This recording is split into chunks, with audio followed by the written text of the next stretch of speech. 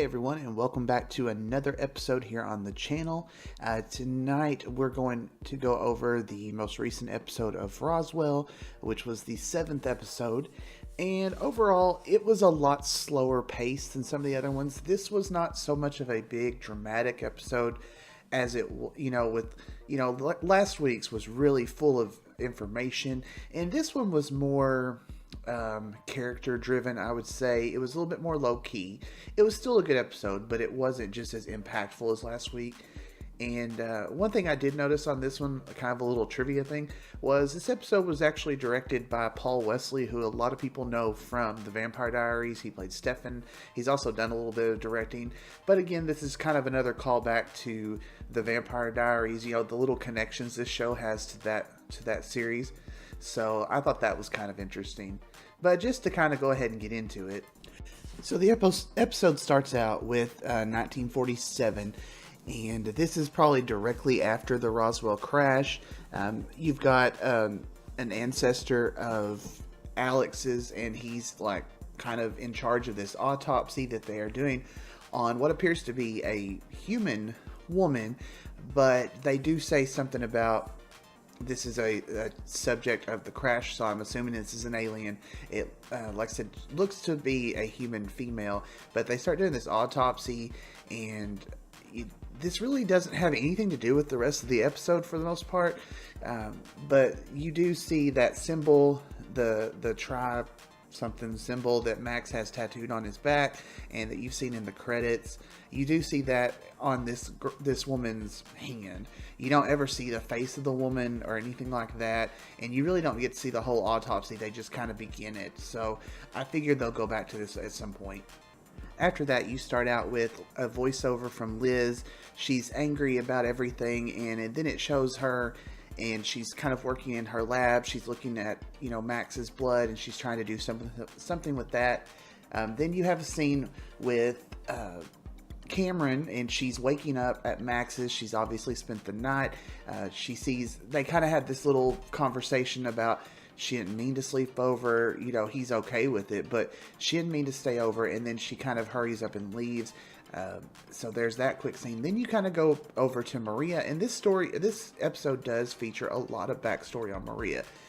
She's kind of giving a tour to this guy, I guess someone she just hired at the bar, and out of nowhere, her mother comes in. This is the first time we get to meet her mom. After that, we go to the police station, and you have some quick scenes of Liz and Max both being interrogated about the events that happened with Wyatt Long in the episode, not last week's episode, but the one before that, where they're being interrogated about what happened, and Max is getting angry about stuff because he's still kind of on desk duty, I guess, since that has happened. Outside the police station, Liz runs into Isabel. They have a confrontation. Isabel's trying to apologize for everything, and Liz is really not having it. She does tell her that, Isabel herself even admits that she doesn't know what happened. She doesn't remember all this. She doesn't know why she did what she did.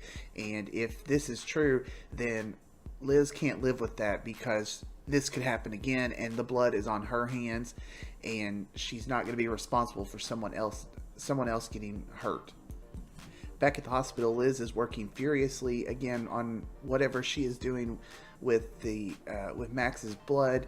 Alex comes in there and kind of basically puts her on the spot and tells her she's being kind of a crappy friend to Maria, that there's some stuff going on with Maria, specifically about her mom, and Liz realizes that she needs to kind of be there for her friend.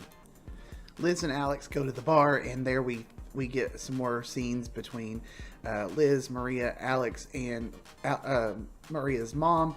And Maria's mother, she's kind of fading in and out of reality. Sometimes she says some stuff that makes sense when it comes to the aliens and the conspiracy. And then she will kind of go into where she's basically kind of talking about the plot of a movie, but to her it's real. And so there's that going on. And also, every time she sees Liz, she thinks that Liz is Rosa. So there's that backstory going on there, which Liz just kind of goes with it. She's not offended by it. And you'll get into more of that later in the episode. Now, meanwhile, at Michael's trailer, Isabel is there, and she and Michael have a talk. She's scared about what's going on, about the blackout. She doesn't remember. He tells her he'll protect her.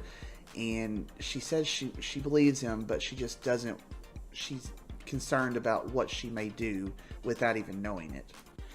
Back at the bar, Maria and Liz have a little scene where Liz asks her what's been going on with her mother, and Maria says they've basically been to every doctor. It's not early onset Alzheimer's or dementia, and there's no tumor, there's nothing going on, and basically everyone has kind of said that they think she's faking it.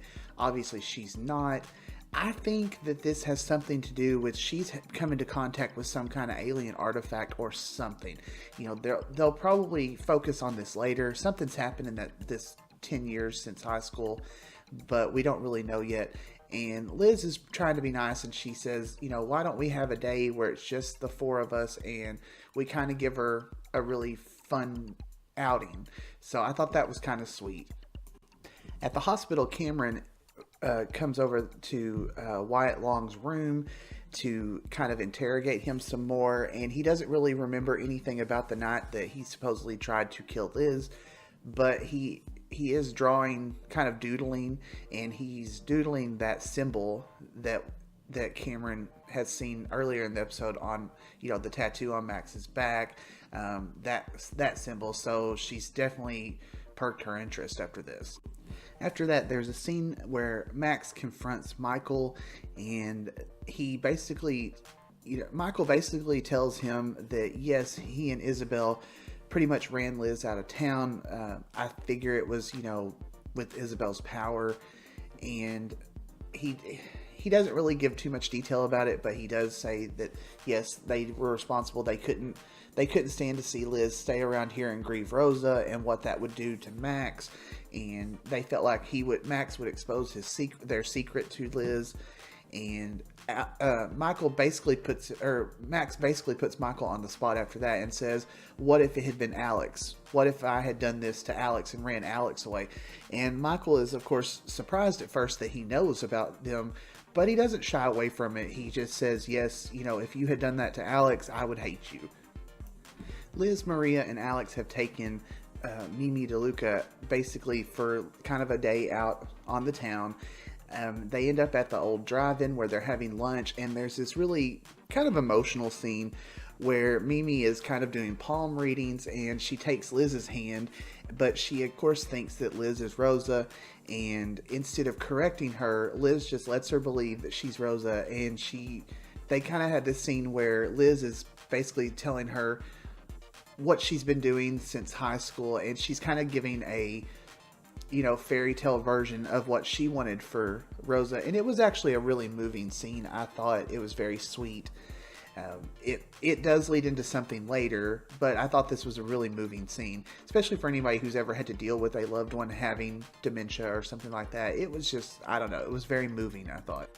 A little after that, Mimi and Liz have a little scene where Mimi is asking her whatever happened to the blonde one, and of course she still thinks that Liz is Rosa, and Liz kind of asks what does she mean by that, and she says the blonde one, the one that was mean to you, and she's talking about Isabel, and she says you were scared, you found something out of, or she confessed something to you, and you were scared about her, and what happened, and Liz kind of questions her a little bit and says, what do you mean? And she says, well, you were going to tell your father.